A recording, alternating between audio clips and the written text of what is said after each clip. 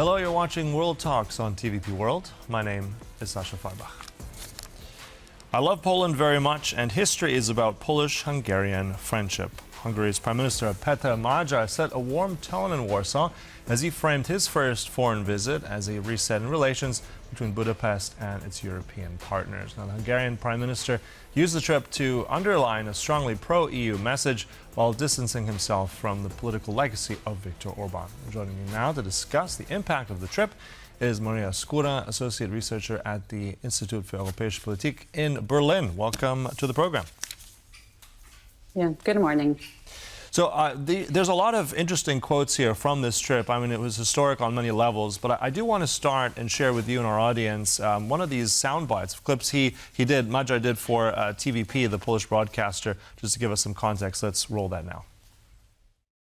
I mentioned this today during one of my meetings, that we have a common saying in Hungary, the Warsaw Express. It has historical meaning referring to political changes, because said changes came to us from Warsaw every 6 or 12 months. Of course it mattered, and of course it works both ways. When we achieved victory in the Hungarian elections, during which our party secured 73% of the vote and Fidesz got around 20%, I spoke to many European leaders, and I have to say that the effects of this campaign, this victory, can be felt all over Europe. It turns out one can defeat populist forces and also strengthen Europe. So the Warsaw Express, it's also interesting because he was on a train for much of that first trip throughout Poland. So tell us your mind then, what does this mean politically? How significant was this trip, and where will this Warsaw Express take Poland and Hungary? That's an excellent question. Well, these first visits of Péter Magyar as a new Prime Minister of Hungary are not to Brussels or not to Washington. He decided to focus on the region, visiting Warsaw, Poland as a regional ally, and then going to Vienna, the neighboring Austria. It's a very good dynamics also in this sort of triangle of this first visits, because all governing parties in these countries are one political family.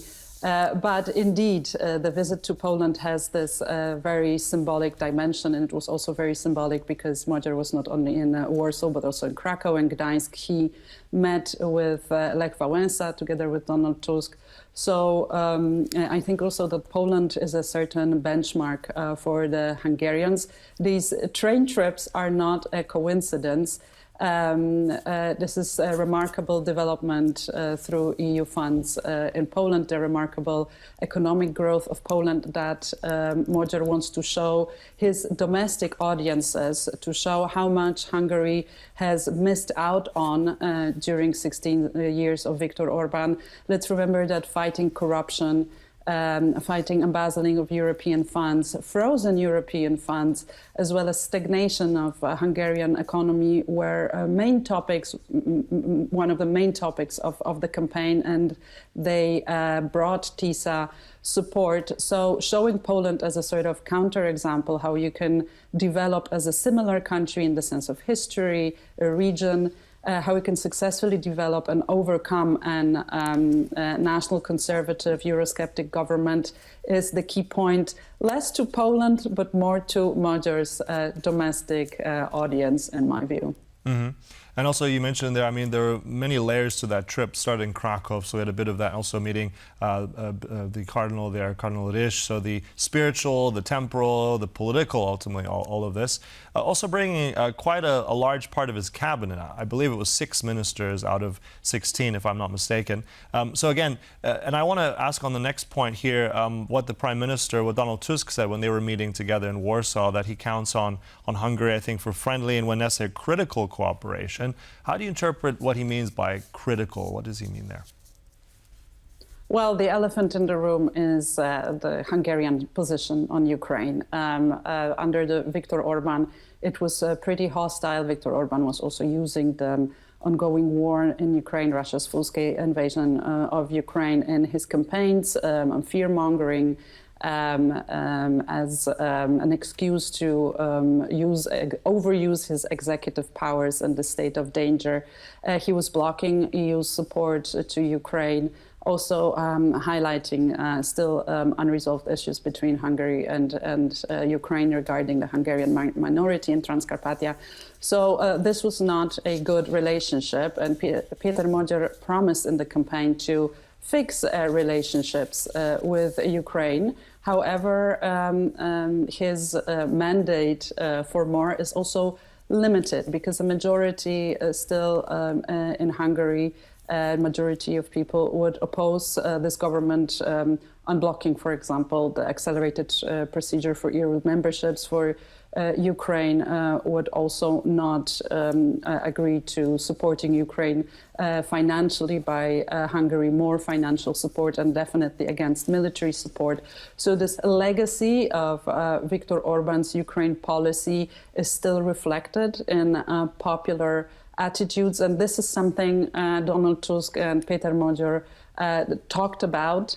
Another issue is the relationship of Hungary with Russia. Hungary remains strongly dependent and reliant on Russian energy imports, not only through the Turk Stream or Druzhba Stream when it comes to gas, but also Rosatom investments in POX nuclear power plant. And Péter Magyar signaled that they would actually like to learn from Poland how to overcome these dependencies. Again, energy security is a very important topic for the Hungarian society, not only to Fidesz voters, but also to TISA voters. And this idea of a no to Russian energy does not necessarily find broad support in the Hungarian society. So this is yet another area in which Poland and Hungary could cooperate. I guess Donald Tusk was also highlighting other areas of common cooperation, regional cooperation at the EU level. And here we can think about migration, for example, or agriculture policy, or fighting for more allocation for cohesion funds in the next European budget. So there definitely are areas to discuss and to try to find a common voice to have a stronger representation at the EU level. Mm-hmm. Yeah, and I think also, I mean, the expectations as well are so high. I mean, this new prime minister has hit the ground running, so it's early to tell about also a lot of things. There's a full plate of things for him to do. You touched on regional relations. I think this is also an important point for Péter Magyar. I mean, this idea and this concept, this Visegrad 4, V4 initiative that's been sort of reduced to 2 and now it's back to 4. Seems to be something that he wants to include and also expand. I mean, I believe he wanted to also include Austria, Romania into all this. So tell us a bit more about, and that trip. I mean, it's on Thursday that he's going to be arriving in Vienna, meeting the Austrian Chancellor and President. So what do we think of that dynamic, and regionally V4? What does that mean now with Péter Magyar? Well, I think it's one of the clearest contrasts to Orbán's foreign policy, this ambition to reset relations with key regional partners, especially Poland. I mean, don't get me wrong, the cooperation between the Fidesz and Law and Justice government was strong, and we could see this Visegrad cooperation, especially around 2018 against EU migration policy. But otherwise, the Visegrad 4, the Visegrad group, was not really active in recent years. And revitalizing this cooperation in the region makes sense because they are countries of similar size, well, maybe not Poland, but Slovakia, Czechia, Austria, similar economic structure and with economic ties. So what you can, for example, start the conversations with is, for example, developing regional infrastructure, but also representing common interests at the EU level in areas that I've already mentioned, like nuclear energy, resistance to some green energy agenda, like emissions trading systems, or indeed setting a common voice for the EU's long-term budget negotiations. What is probably here, again, a possible conflict are these differences over Russia and Ukraine and historical grievances. But you're mentioning Austria, and in fact, There is next to the V4, which is Hungary, Poland, Czechia, and Slovakia. There is also the Austerlitz format with Czechia, Slovakia, and Austria that Hungary would like to join. Péter Magyar was also talking about opening some of these formats to Western Balkans, for example. And Hungary has seen itself as this leader in the Danube region, a bridge between South and Southern countries, so the Western Balkans and Europe. And I think he would like to strengthen this role of Hungary and find a role for it, also to bring it back to European table. Mm-hmm. And then also, I'm just curious because we've had a lot of mention of this regional reset, etc. Magyar in Vienna today. It's a much shorter trip than the one in Poland. But I'm just curious because Austria is still one of the major investors into Hungary. It's a next-door neighbor, I think second biggest investor.